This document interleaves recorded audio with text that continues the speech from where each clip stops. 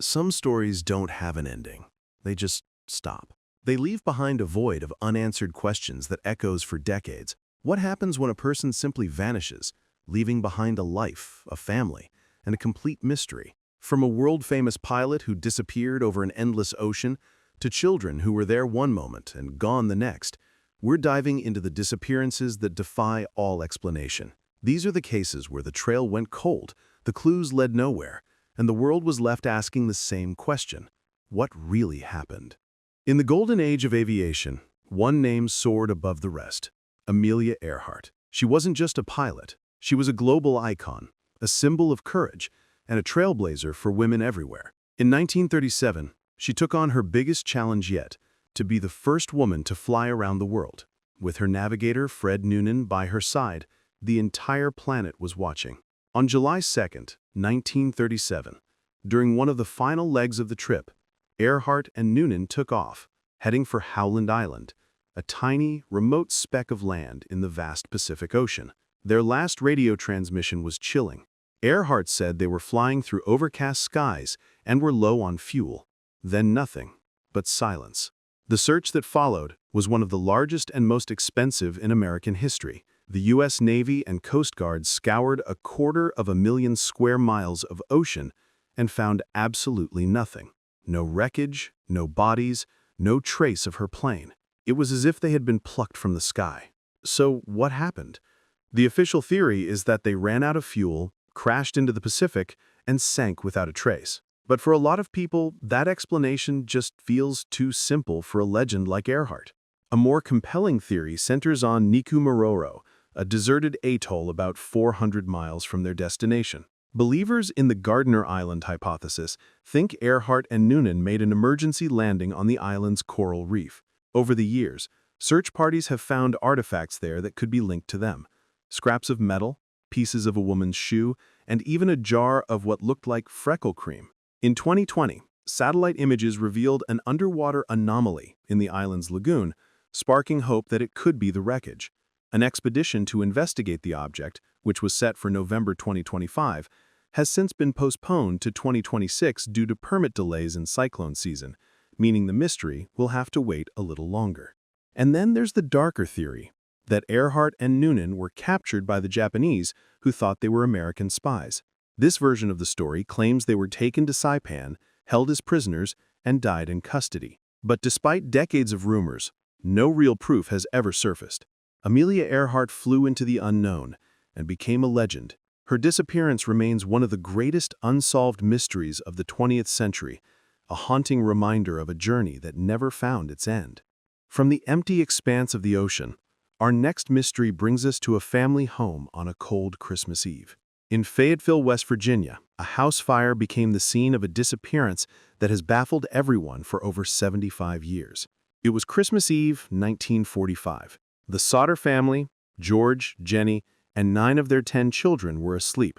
Around 1 a.m., a fire broke out and the house was quickly engulfed in flames. George, Jenny, and 4 of their children managed to escape, but 5 of them, Maurice, Martha, Louis, Jenny, and Betty, were gone. Their parents' frantic attempts to save them were stopped by one bizarre problem after another. The ladder that always leaned against the side of the house was suddenly missing. George tried to drive his work trucks up to the second-story windows to use them as a makeshift ladder, but incredibly, neither of them would start. The phone line was dead. The fire department didn't show up for 7 hours, and by then the house was just a pile of smoldering ash. The official story was that the 5 children had tragically died in the fire, but George and Jenny Sodder refused to believe it. Having worked at a crematorium, Jenny knew that a fire, no matter how hot, should have left bones behind. But a search of the ashes turned up no human remains at all. This was the first red flag that fueled their lifelong search for answers. The Sodders became convinced their children were kidnapped, and the fire was just a cover. They remembered strange events leading up to that night, like a man who tried to sell them insurance and warned their house would go up in smoke, while making odd remarks about George's anti-Mussolini views. For the rest of their lives, George and Jenny poured everything they had into finding their lost children. They put up a huge billboard on Route 16 with the children's faces, offering a reward for information. The most chilling clue came in 1967. over 20 years later.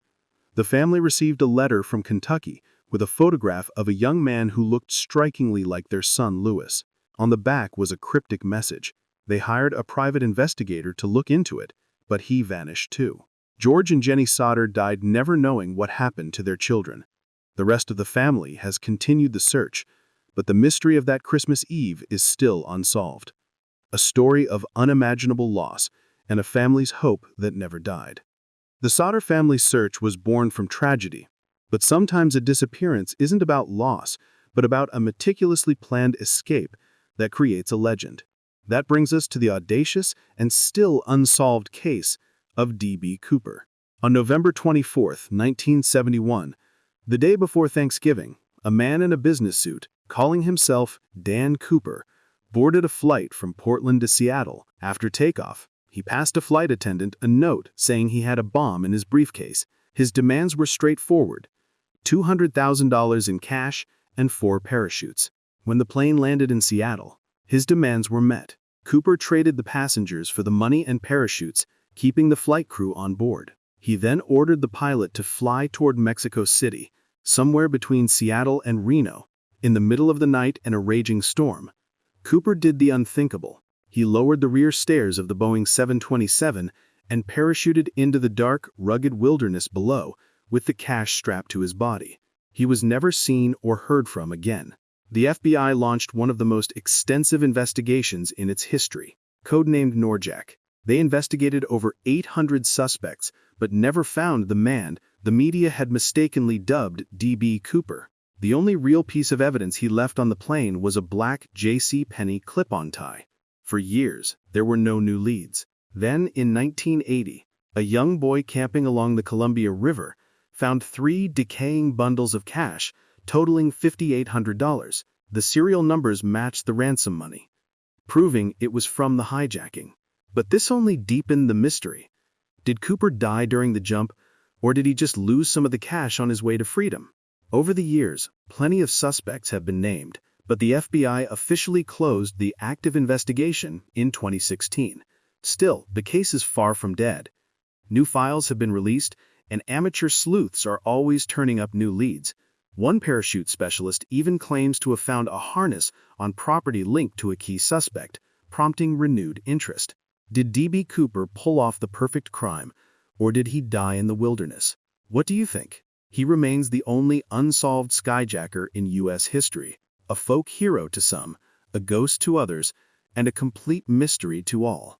D.B. Cooper's disappearance was a calculated crime, but our final case is maybe the most unsettling of all. It's a story where every clue just adds more confusion, leaving behind a trail of bizarre and terrifying fragments. This is the disappearance of Diane Augat. In April 1998, 40-year-old Diane Augat vanished from Odessa, Florida. Diane had bipolar disorder, and sometimes when she went off her medication, she'd disappear for a day or two. But this time was very different. On April 10, 1998, Diane walked away from her sister's home and was last seen at a local tavern. When she didn't come back, her family reported her missing. 5 days later, her mother's answering machine captured a horrifying message. It was Diane's voice, crying, "Help, help," followed by the sound of a struggle and a man's voice saying, "Hey, gimme that," before the line went dead. The call was traced to a Starlight business, but no one ever answered when the family called back. That same day, the case took a gruesome turn. A severed human finger was found on the side of a busy road. Fingerprints confirmed the unthinkable. It was Diane Augat's. But the clues just got stranger. 2 weeks after she vanished, an employee at a convenience store 23 miles away found a plastic bag inside an outdoor freezer. Inside were Diane's clothes, neatly folded. Investigators were left with a mess of contradictions, a desperate plea for help, a severed finger, and a bag of folded clothes. The clues pointed to a violent end, but they offered no real answers about what happened or who was responsible. A man named Gary Evers was named as a suspect in 2000, but he was never charged and has since died. Diane's case is a vortex of high strangeness. Every clue seems to pull the story in a different, more confusing direction. Was she the victim of a random abduction? Did someone she knew take advantage of her? And what could the severed finger and folded clothes possibly mean? Over 20 years later, Diane Augat's fate remains a complete and haunting mystery.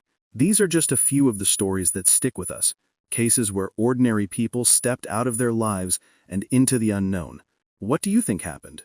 Do you have a theory about Amelia Earhart, the Sodder children, D.B. Cooper, or Diane Augat? Let us know your thoughts in the comments. These people are more than just names in a cold case file. They were pioneers, children, and individuals whose lives ended not with a period, but with a question mark. Their stories endure, not just because they're unsolved, but because they touch on a fundamental fear, the fear of vanishing without a trace, leaving behind haunting questions in their wake.